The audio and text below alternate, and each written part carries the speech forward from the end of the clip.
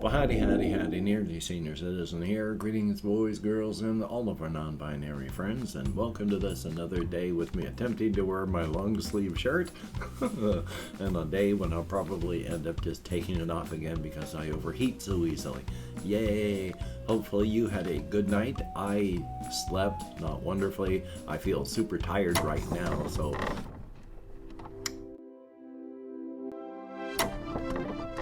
likely I'm going to be having falling asleep issues today. Yay!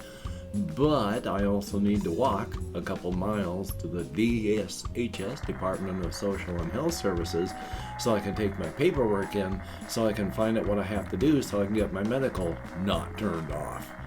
Yay! And hey, front-loading of videos, if you toss me a like, that'd be cool. If you could subscribe to the channel, that'd be awesome. If you could leave me a comment, even for the algorithm, that would be double plus good. And I would like to thank each and every one of my Patreon patrons. These are literally beautiful and literally awesome people that help to keep me and my pets, however many I happen to have at the time, just one right now, alive. It is appreciated. Without your help, I would be hosed like a literal Christmas monkey, and that is no way to be hosed. If you would like to help me stay alive, I have links in the video description along with a PayPal for possible donations, an Amazon wishlist link with stuff like pet food, and of course my post office box where you can send me anything at all, and if postcards, keychains, I'll open them up on camera here and we will all marvel at them. So thank you very much, and front loading a video is over. Yay! On that point, real quick, oh boy, I watched the video by the Spiffing Brit, how he was using AI to generate everything from the thumbnail to the title to a lot of the scripting. They showed how it was done, and boy, with the tools that are out there that you have to pay for, if you don't, you're not going to get anywhere on YouTube. With the search engine optimization that tells you exactly the keywords you need to use, to getting your thumbnails perfected. There are websites that show you perfectly how your thumbnail should be, the ones that get clicks. And then they come up with, there's the sites where they will determine the title that will get you the clicks. If you don't subscribe to the individual places, you don't get that huge advantage. And if you don't have that huge advantage, you don't grow. So, yay? Now, I'm not worried too much about that. My channel died a long time ago. It's just been the thrashings of the corpse ever since. Yay. Each and every person that watches, it is appreciated. I talk about it in apocalyptic terms like that, but I've had nothing but downward trending ever since I had to stop reactions for my mental health. And that crippled my channel, and it's just been a long, slow slide downward ever since. Now, I don't want to be depressing, but at the same time, I do have to understand things. I'm going to continue making content. I don't do it for the fame and the fortune. I get paid once a year now if I'm lucky. But I do it for up here. I need my mental health stuff. I have to talk or I'm doomed. I am a talker. It's how I work through things, by talking them out. And without vlogging, I can't talk to anybody. And that's not good. I clog up, I don't work. And because I'm disabled, I also can't work. This one for real. And so I need a skeleton to a day. I need form and structure in an otherwise formless and structureless life. And this provides form and structure. So I'm going to keep doing videos. I'm going to keep doing stuff to keep myself going.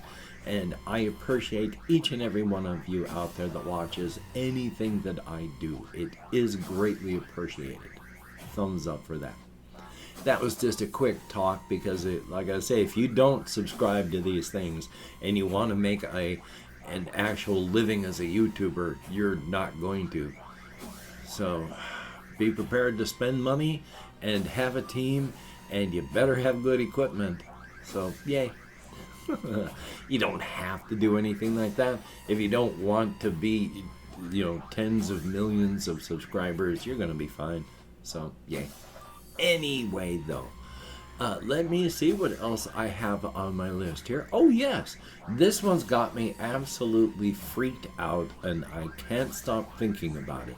I watched a video, I think this one was an actual brew video, though I could be wrong again, about the chairs that we have, office chairs, gaming chairs, and all these things, and how if they rise up and down, they can be death traps, absolute death traps, because they use pressurized gas with a piston on the inside that goes up and down based on what you do with your little handle. It'll slide up or it'll slide down with holes and stuff to keep all the air moving, to keep the grease going on, to keep it all lubricated and going. And primarily these things work with that piston inside of the tube that raises and lowers stuff with the pressurized gas. But the video was about how in China there are a bunch of knockoff chairs, and these knockoff chairs blow up because the materials that they make, the chamber that holds the pressurized gas is made so poorly. And when these things explode, they heard the explosions people did for up to 200 meters away. But if you're sitting on the chair, you will be lucky to survive. The few people that did survive these in the stories took hours in surgery to take all of the chair pieces of metal and plastic and fabric out of their abdomens that they had to open them up. They were exploded from the bottom, your backside, upward. And it was horrific because there's that piston that's about a foot long. And what happens when that thing explodes? It gets fired straight upward through the chair. What's upward on top of that column? You. That 12-inch piece of metal goes upward into your abdomen 10 inches and could break off and be inside of you, or at the very least, you've got a huge hole going through one natural hole down there, at least, and just destroying your insides. These things are designed to destroy and kill if they go wrong. The thing is, of course, though, they're not designed. That's just the way they work. They did some studies over in China, this one place. They studied chairs, regular chairs, knockoff chairs, and lowest brand chairs, where they dropped sandbags onto the chairs from a first floor window. They fell about 10 feet onto the chairs. The high quality chairs, they broke. They dropped a sandbag on them from like 10, 15 feet, but they didn't explode. The second one down, knockoff chair, blew up. And worse than that, the worst of the knockoff chairs, they don't use inert gases like nitrogen. No, when they drop that thing down on top of the knockoff chairs, they don't just explode, they catch on fire. Now, of course, that's largely in China, but take a look and think of the chair that you're sitting on right now. Where is it made? And think about how many counterfeit and knockoff things get distributed around the world all the time. You don't hear about it. I had never heard about it happening. And I have used these kinds of chairs since forever. But I can't stop thinking about how, if anything at all goes wrong, I am going to have a 10-inch metal spike slammed upward into my abdomen from below. I am freaked out about sitting on these kind of chairs right now. I can't tell you where my chair was made. It doesn't have that safety label on it that it's supposed to have.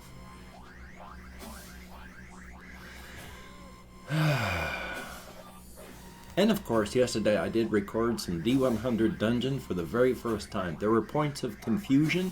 I got confused in the game when I came across levers and how exactly levers and all that work. I had forgotten because, of course, it had been a while since I had played, and I've got all these systems that are trying to stay in my head at the same time.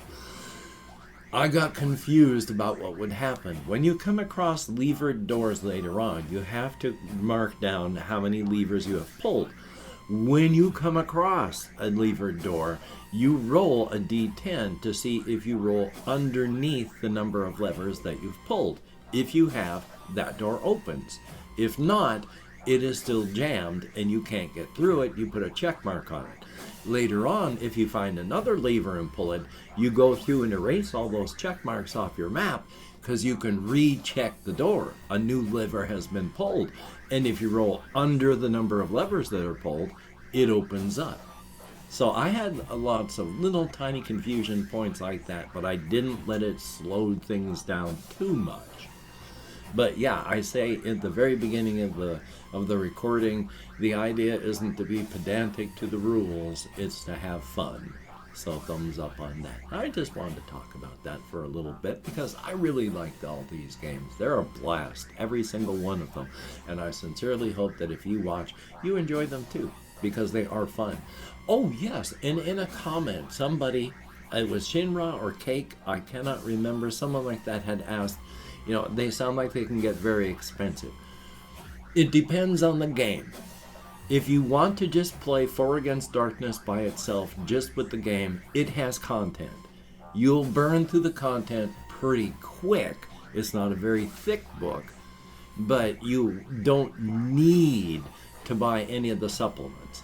They help, they expand, they add new rules, they add all sorts of things that maybe should have been in the original, basic book, but aren't. But it's up to you how much you want to spend and how much you need, because you don't need the supplements. It just adds on and helps. Now with D100 Dungeon, yeah, there's 6 books in the series. You only need book 1. You don't have to have any of the others.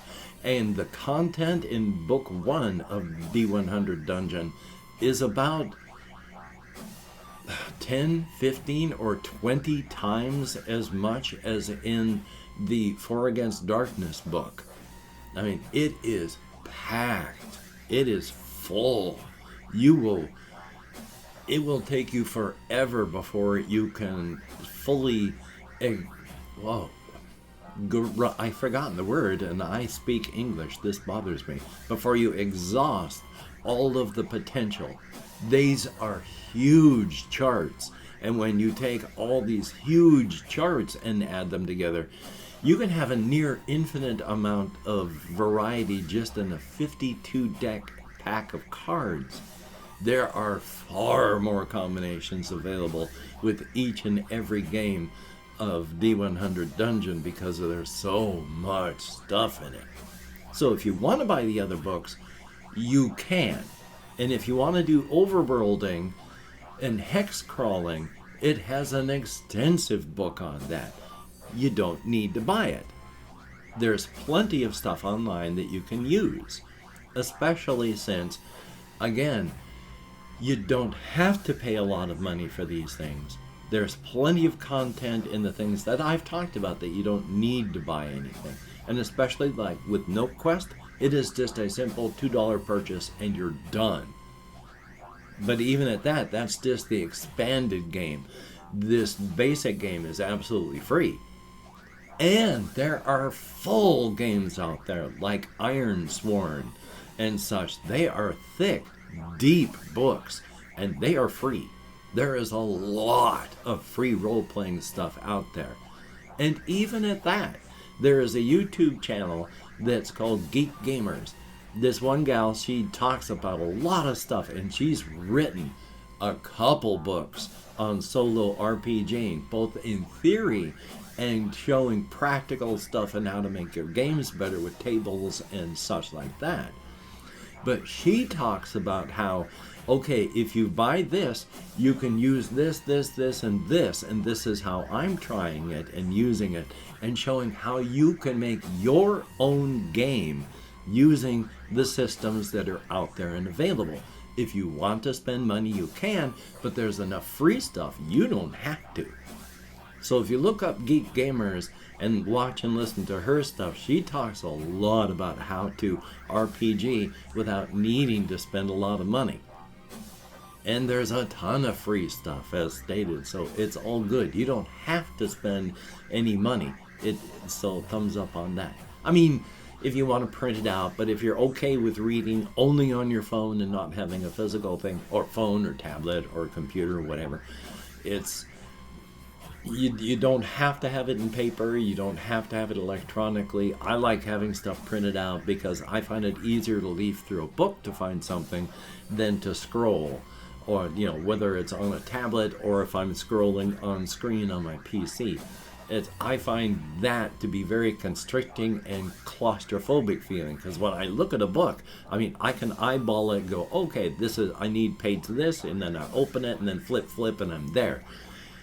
But I can't do that on a screen, and it makes me just feel like I'm inside of a box and can't move. So, thumbs up on that. There is some other stuff that I did want to talk about. I don't have a whole bunch of time left on that one, but I'm going to try and think of this one if I can. There's Cryptid Instinct I've talked about. There is the cryptids. Because they've been changing so much and so fast, their instinct is changing, but largely the less you deal with human beings on an intimate basis, which just means, like if you talk to human beings every single day, that's an intimate basis. These individuals have instinct, but because they're able to think first before instinct acts. People like Polly's parents, Clausy and Ellen. Clausy is better at it than her parents, but she doesn't do a lot of thinking. She doesn't use her brain for thought processing a lot, and so instinct happens and takes over a lot. It doesn't take far to push her into just instinctive action. And if it's anger that pushes her into instinctive action, then you better hope you're not a human being, or if you're a cryptid, that you're tough, because when it comes to anger, if you're a human being, you no longer have a thinking and rational creature in front of you. You have a large, dangerous animal that is pissed off, and especially if you're a human being, has a desperate and eternal hunger for human meat. When you turn off thinking and you turn on that animal, they're going to be going, oh boy, that fellow sure tasted good. Oh, when they're able to take conscious decisions again. Conscious control again. Yeah, they're just gonna lash out and, oh boy, you're tasty, so you're not long for the world. Relish your last few moments. But the closer you are to dealing with human beings, like Polly, who has actual human friends, you would be hard-pressed to actually push her into anger, where she would lose her control and reason. And cryptids like Lynn Tanner, who is the urban legend wandering stranger serial killer type, he's never going to lose control. He has far too much reason, rational thought, and ability that you couldn't push him into instinctive action. He has that much control. And again, even Clausy, who's easy to push into this, her parents, very, very instinctive. So every generation is having to change and deal with the changes. And of course, I've opened up 24 hours worth of comments in my community tab. I'm going to go through and thank how many people have left me comments in the past 24 hours. It's never many anymore, but for each and every person that leaves a comment, thank you so very much. It is appreciated. If I mispronounce a username, no disrespect is intended, and even though I count in American Sign Language, well, we have Shinra, thumbs up, thank you very much, and I'm glad that you like the D100 stuff. It is a good game. Looks like Connor Robinson, I think, and I will do my best. I'm hopefully getting back to reactions very soon. We have JAYY, thumbs up, thank you much, and good to see you in the comments. Confused Owl, thumbs up, and yeah. There are some very creative individuals out there making games. Zach Campbell, thumbs up, thank you very much, and it's good to see you. Cake, thumbs up, greatly appreciated. There is Shinra, thumbs up, and the current kaiju, this thing, it is basically a god. Inside of the Razor's Edge, there is nothing that could hurt it.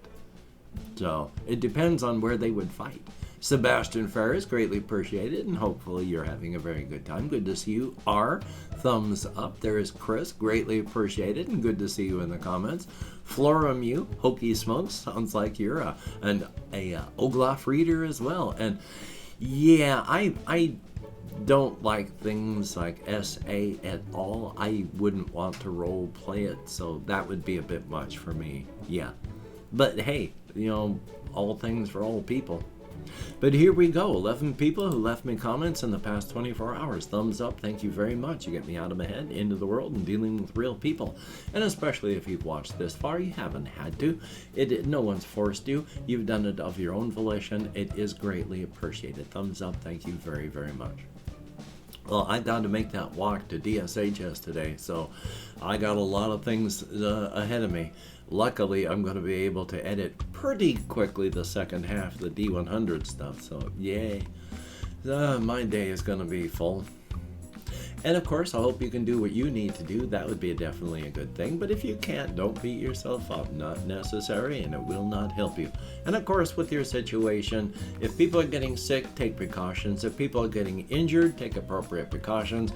If you're out walking and you hear the mournful howl of the bus horn, the bus with your name on it, well, all you can do is just brace for impact. Don't try to run.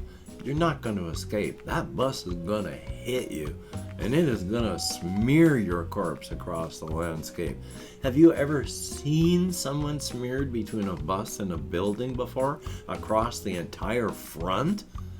Oh my God. So, until we meet again, you take care. Have a great day today. I will see you on the flip side, and that is a very good thing.